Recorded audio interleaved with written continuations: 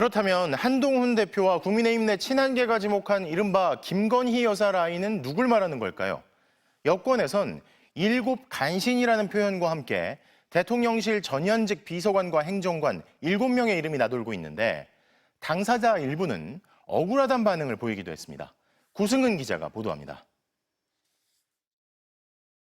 지난 4월 여당의 총선 참패 이후 일부 언론은 대통령실 핵심 관계자 또는 여권 핵심 관계자를 인용해 야권 인사인 박영선 전 장관을 국무총리로 양정철 전 비서관을 비서실장으로 유력하게 검토하고 있다고 보도했습니다.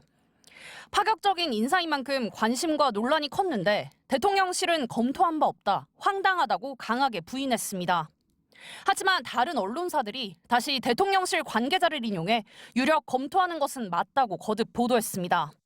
익명에 가려진 여권 핵심 관계자 또는 대통령실 관계자는 누구였을까? 정치권에선 이른바 김건희 여사 라인이 박영선, 양정철 기용을 검토한 뒤 여론 파악에 나선 거란 얘기가 돌았습니다. 대표적인 사례 중에 하나라고 볼 수 있겠죠. 인사위원장이 공식적으로 부인을 했는데 그런 인사 공보 라인에 있지도 않은 일부 참모들이 아니다. 한동훈 대표가 대통령실 인적 쇄신을 공개 요구한 뒤 여권에선 쇄신 대상인 김 여사 라인으로 비서관급 4명, 행정관급 3명 이름이 떠돌고 있습니다. 일곱 간신이란 자극적 표현도 등장했습니다. 대통령실은 비선 라인은 없다고 일축했습니다. 당사자들은 대부분 연락을 받지 않았는데 이 중 한 명은 MBC와의 통화에서 대선 때 캠프에서 일했기 때문에 대통령실에 들어왔다며 김건희 여사 전화번호도 없는데 자신이 왜 거론되냐고 반발했습니다.